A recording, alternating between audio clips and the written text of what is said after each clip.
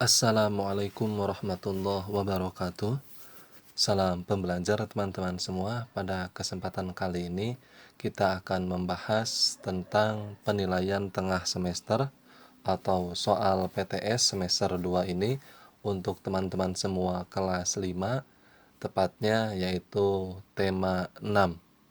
Jangan lupa teman-teman semua, agar yang lain bisa ikut belajar di channel YouTube Bahagia Insting, share sebanyak mungkin video pembelajaran ini ke grup kelasnya atau grup WhatsApp sekolahnya atau ke grup apa saja, agar yang lain bisa ikut belajar di channel Bahagia Insting. Oke, sekarang kita langsung ke soal nomor 1. Nah, di sini ada mata pelajaran PKN ya. Yang pertama PKN untuk nomor 1 sampai 5 di tema 6 ini ya. Nomor 1, setiap siswa memiliki hak untuk mendapatkan titik-titik. Nah, berarti ya, ini ada gambar semadap ya. Berarti ketika berbicara hak, ya berarti itu adalah hak dia di sekolah itu memperoleh apa saja. Ya, kita lihat yang A, pembayaran uang sekolah. Nah, kalau pembayaran uang sekolah ini adalah sebuah kewajiban, bukan hak. Ya, berarti yang A salah. B, menjaga ketertiban di kelas. Ini juga kewajiban siswa, bukan hak. Hak itu hak untuk kita, berarti yang diperoleh untuk kita. Ya, jadi harus bisa membedakan mana hak dan kewajiban. C, perlakuan sesuai dengan bakat, minat, dan kemampuannya. Nah, ini adalah hak. Berarti jawabannya adalah C. Jadi siswa itu di kelas atau di sekolah itu dia memiliki hak untuk apa? Memiliki hak untuk diberlakukan sesuai dengan bakat, minat, dan kemampuannya. Ya, kalau yang D, penjagaan fasilitas sekolah ini adalah kewajiban. Ya, kewajiban untuk seorang siswa yaitu menjaga fasilitas sekolah. Ya, jadi jawabannya C. Oke, sekarang kita lanjut ke soal nomor 2. Setiap siswa harus menjaga sarana pendidikan yang ada di sekolah dengan baik. Ketika sarana tidak dijaga dengan baik, maka sarana belajarnya akan rusak, sehingga kegiatan belajar akan terganggu.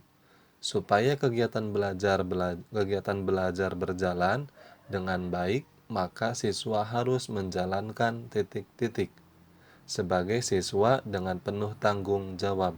Nah, A, kewajiban, B, hak, C, sikap, D, norma. Nah, kita lihat ke sini.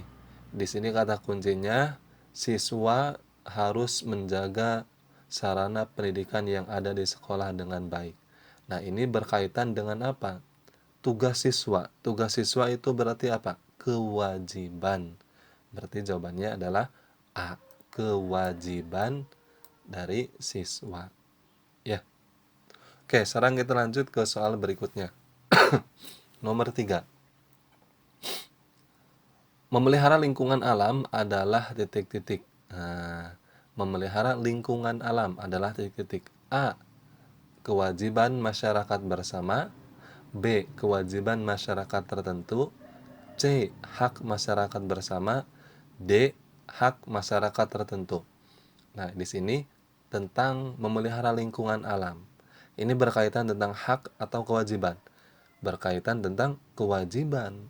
Ya, karena tugas dari semua. Kalau hak itu adalah yang diperoleh untuk kita. Ya, yang diperoleh untuk kita. Sedangkan ini adalah untuk menjaga. Ya, kegiatan untuk menjaga itu berarti adalah sebuah kewajiban. Kewajiban untuk siapa? Kewajiban untuk bersama atau masyarakat bersama. Jadi jawabannya adalah A. Ya. Oke, sekarang kita lanjut ke soal nomor 4. Sesuatu yang harus dilakukan untuk menjamin haknya terpenuhi disebut titik-titik. Nah, di sini sesuatu yang harus dilakukan. Nah, harus dilakukan untuk menjamin haknya. Yang harus dilakukan. Nah, tadi kan sudah dijelaskan bahwa yang harus dilakukan itu adalah berkaitan tentang kewajiban. Ya, sesuatu yang harus dilakukan ya kewajiban. Nah, berarti jawabannya adalah C. Ya.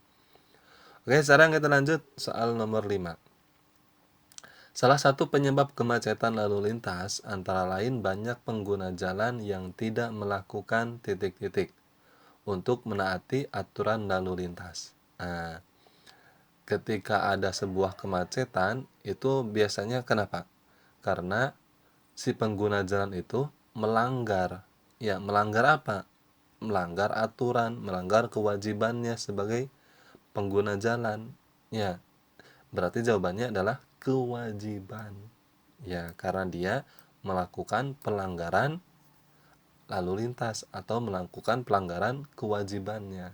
Ya, sedangkan kewajiban sebagai pengguna jalan ya menaati aturan lalu lintas. Berarti jawabannya adalah A. Oke, sekarang kita lanjut ya ke soal berikutnya. Di sini kita masuk ke pelajaran bahasa Indonesia. Teks bacaan soal nomor 6 sampai 9. Sumber energi panas. Benda yang dapat menghasilkan energi panas disebut sumber energi panas. Sumber energi panas dapat kita jumpai di alam. Salah satunya adalah matahari. Matahari merupakan sumber energi panas terbesar. Semua makhluk hidup memerlukan energi panas matahari. Energi panas matahari membantu proses pembuatan makanan pada tumbuhan yang disebut sebagai proses fotosintesis. Makanan yang dihasilkan dari hasil fotosintesis menjadi sumber energi bagi makhluk hidup lainnya, termasuk manusia. Energi panas matahari dapat menerangi bumi, sehingga udara di bumi menjadi hangat. Dalam kehidupan sehari-hari, energi panas matahari dimanfaatkan dalam berbagai kegiatan manusia. Misalnya, panas matahari digunakan untuk mengeringkan padi setelah panen, mengeringkan garam, mengeringkan ikan asin, bahkan untuk mengeringkan pakaian yang basah. Coba kamu gosokkan kedua tanganmu selama 1 menit. Apa yang kamu rasakan?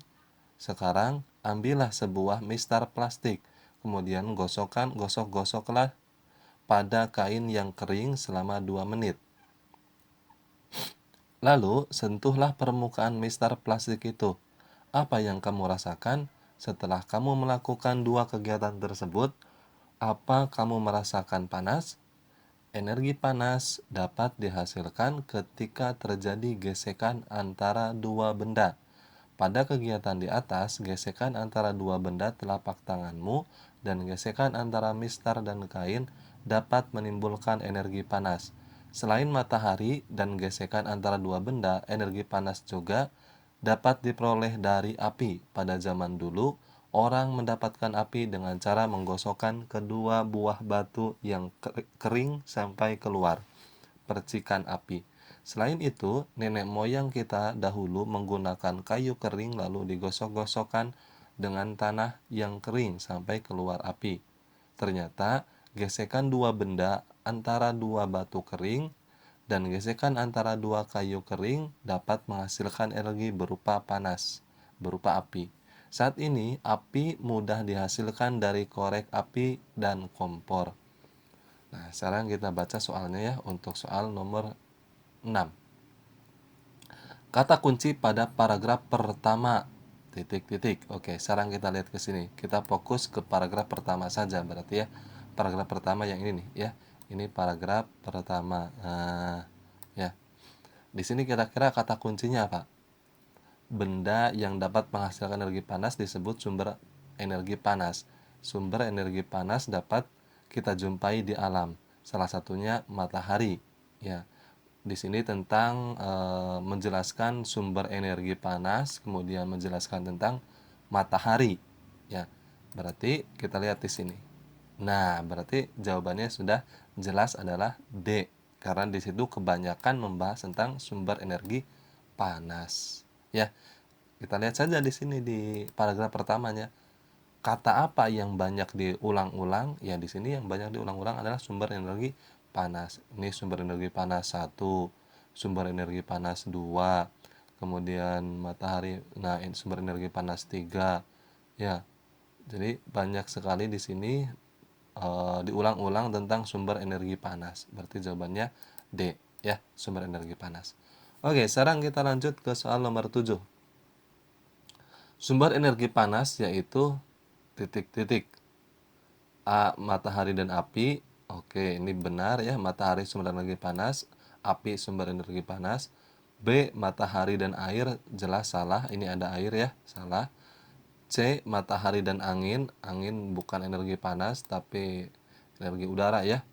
D. Matahari dan udara. Udara juga bukan energi panas ya. Berarti jawabannya adalah A. Sudah jelas ya.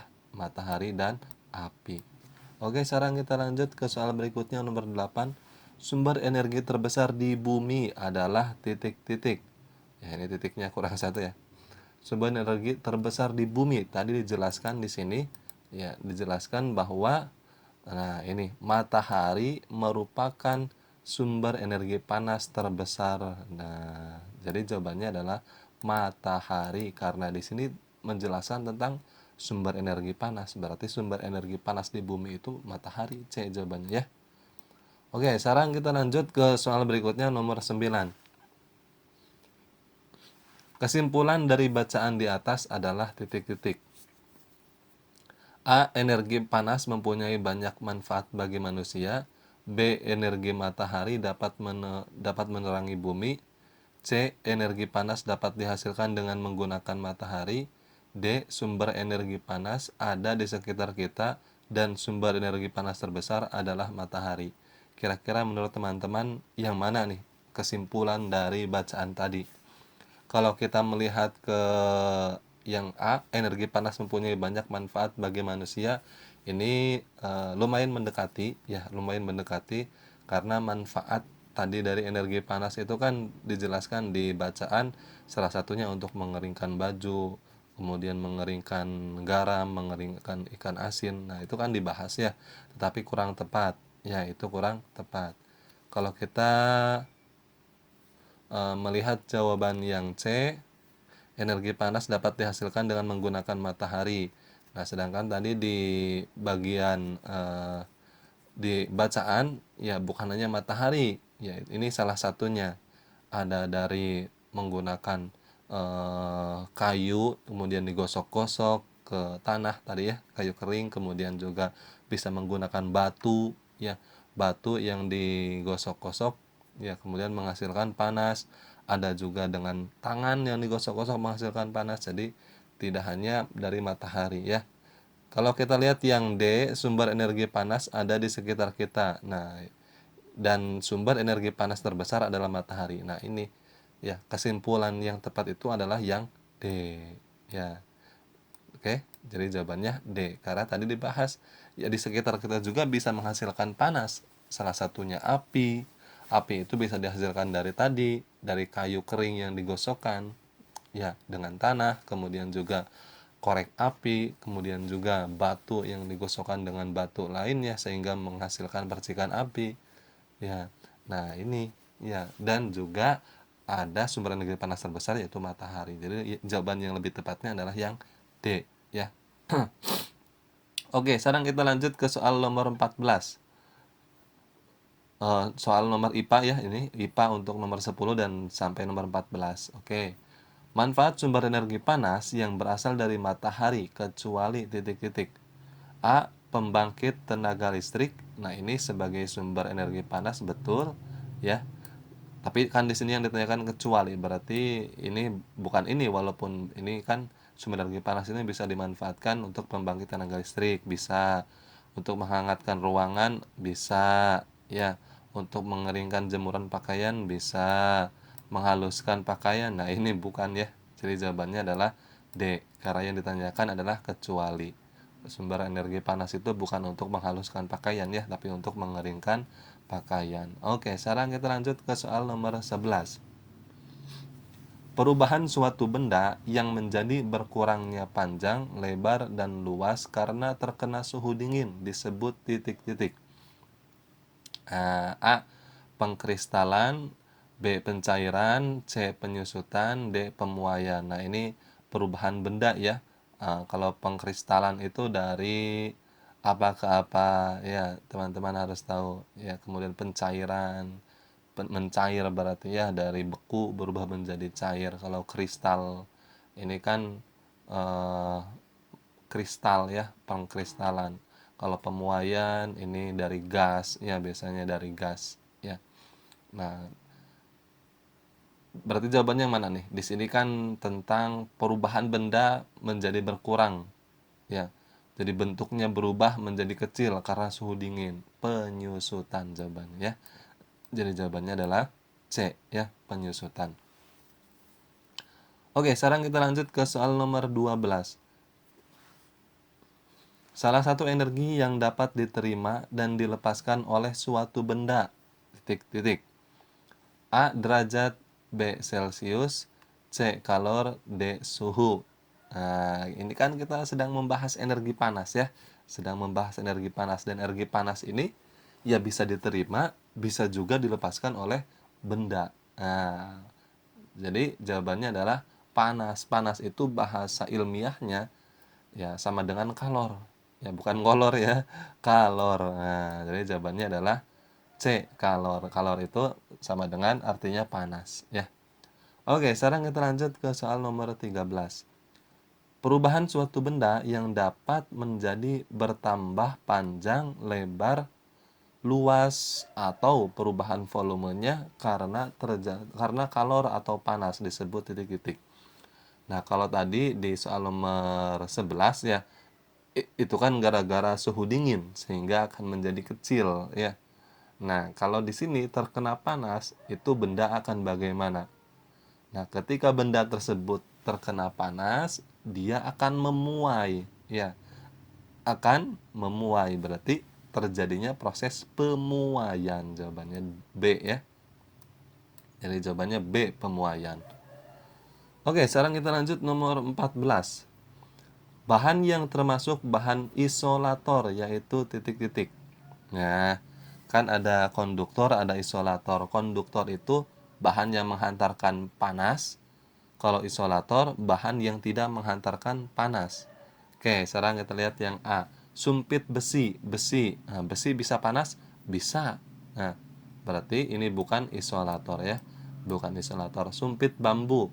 Apakah bambu menghantarkan panas? Tidak. Nah, berarti jawabannya sudah jelas yang B ya, bambu. Dan biasanya bahan isolator itu berasal dari plastik, dari kayu ya. Berarti jawabannya B. Kalau kita lihat yang C, sendok besi, ini kan besi. Ini konduktor ya. Panci, panci terbuat aluminium. Aluminium itu konduktor. Ya, berarti jawabannya sudah jelas yang B ya. Oke, sekarang kita lanjut soal nomor 15, yaitu kita sudah masuk ke muatan pelajaran IPS nomor 13. Ini salah ya, harusnya di sini nomor 15 sampai nomor berapa nih? 16 ya. Nah, tidak apa-apa, kita fokus ke soalnya saja. Dampak negatif interaksi manusia dengan lingkungan alam adalah titik-titik. Nah, ini kan membahas tentang dampak negatif antara interaksi manusia dengan lingkungan alam. Nah, biasanya kalau dampak negatif itu ya kejelekan ya. Nah, kita lihat yang A, kebutuhan manusia terpenuhi ya. Ini sih bukan dampak negatif ya, justru dampak positifnya ketika kita berhubungan manusia dengan alam ya kita akan terpenuhi ya. Berarti yang A salah, yang B sebagai tempat rekreasi ini juga salah, ini termasuk dampak positifnya. C, bertambahnya polusi udara. Nah, ini jawabannya. Yang tepat adalah yang C. Ketika manusia sering berinteraksi dengan alam ya, maka akan bertambahnya polusi udara ya. Jadi jawabannya C ya. Oke, sekarang kita lanjut ke soal nomor 16. Interaksi manusia yang harus menyesuaikan diri dengan alam adalah titik-titik. A. Membersihkan lingkungan, B. Menjaga lingkungan, C. Menanam padi, D. Hujan buatan. Interaksi manusia yang harus menyesuaikan dengan alam adalah titik-titik. Nah, kira-kira kegiatan kegiatan manusia yang mana yang harus menyesuaikan dengan alam? Iya, jelas, yaitu menanam padi. Ya, jawabannya C. Kenapa menanam padi harus menyesuaikan dengan diri alam? Ya karena ketika kita mau menanam padi, kita harus menyesuaikan musimnya. Ya, tidak bisa menanam padi di musim panas. Ya, tidak bisa menanam padi di musim tidak ada hujan. Jadi harus menyesuaikan dengan alam. Jadi jawabannya adalah C. Ya, menanam padi harus menyesuaikan dengan alam, yaitu tepat pada musim hujan. Oke, sekarang kita lanjut ke soal nomor 17. Interaksi manusia dengan lingkungan yang kurang baik juga dapat menyebabkan beberapa bencana yang merugikan manusia di antaranya kecuali titik-titik. Oke. Berarti di sini kaitannya dengan interaksi manusia ini bisa menyebabkan beberapa bencana ya. Nah, berarti bencananya ini adalah bencana yang datangnya dari manusia ya. Kita lihat di sini A, kerusakan manusia. Nah, kecuali ya di sini yang ditanyakannya kecuali. Kalau kita melihat ke sini kan tanah longsor ini benar disebabkan oleh manusia. Kebakaran hutan juga ini disebabkan oleh ulah manusia ya. D, banjir sampah ini juga disebabkan oleh manusia. Tetapi yang ditanyakan adalah kecuali. Berarti jawabannya adalah A ya. Jawabannya A, kerusakan manusia. Oke, sekarang kita lanjut ke soal nomor 18. Interaksi manusia dengan alam ada yang berdampak baik dan ada yang berdampak buruk. Perilaku masyarakat yang suka melakukan penebangan hutan-hutan liar dapat menyebabkan titik-titik. A. Memelihara kehidupan hewan. Ini salah ya. Ketika hutan ini semakin ditebang, semakin gundul, ya terjadinya penebangan hutan-hutan liar, hewan ya bukan dipelihara, justru hewan akan punah. Karena apa? Karena tempat hidupnya sudah tidak ada ya. Berarti yang A salah. B, hutan menjadi subur, ini juga salah, jelas. Ketika terjadi penebangan hutan liar, ya hutan akan semakin tidak subur ya. C, tanah longsor. Oke, ini benar ya. Berarti jawabannya adalah C, tanah longsor. Karena hutan terus ditebang, pohon tidak ada, sehingga tanah akan mudah longsor. D, rumah rusak. Nah, ini tidak ada kaitannya dengan rumah rusak ya. Jadi jawabannya adalah C ya. Oke, sekarang kita lanjut ke soal nomor 19. Salah satu contoh aktivitas masyarakat yang mempengaruhi pembangunan sosial adalah titik-titik. Nah, A. Pengrajin batik rumahan. B. Pengrajin batik pabrik. C. Festival batik daerah. D. Festival kebudayaan. Di sini salah satu contoh aktivitas masyarakat mempengaruhi pembangunan sosial. Nah, apa kira-kira kegiatan masyarakat yang bisa mempengaruhi pembangunan sosial? Ya, jelas jawabannya adalah pengrajin batik rumahan. Ya, karena yang ditanyakan adalah kegiatan masyarakat. Ya, berarti di masyarakat. Ya, kalau di pabrik itu kan sudah bukan di masyarakat, bukan ya? Oke, jadi jawabannya adalah A, pengrajin batik rumahan. Oke, sekarang kita lanjut ke soal berikutnya nomor 20. Kegiatan produksi yang ramah lingkungan adalah titik-titik. Nah, kegiatan produksi yang ramah lingkungan. A. Pembuatan gula di pabrik. Ini bukan ramah ya. Pokoknya jelas kalau kaitannya dengan pabrik ini bukan ramah. Yang A salah karena ada kaitannya dengan pabrik. Pabrik itu kan menghasilkan polusi. Ya. Yang B juga ini juga salah ya karena ada kata pabrik. Kemudian yang D, penebangan kayu jati, ya jelas ini salah ya. Penebangan kayu jati bukan ramah lingkungan, justru merusak lingkungan ya. Nah, jadi jawabannya adalah C, daur ulang sampah plastik. Nah, ini ramah lingkungan. Ketika kita mendaur ulang sampah plastik, ya otomatis akan mengurangi jumlah sampah yang menumpuk ya, karena kita didaur ulang oleh kita. Berarti jawabannya adalah C ya. Oke, sekarang nomor 21. Nelayan, petani, perkebunan teh merupakan aktivitas ekonomi yang dilakukan berdasarkan. Nah, ini kan sudah jelas ya. Beda daerah beda eh, aktivitas ekonomi masyarakat.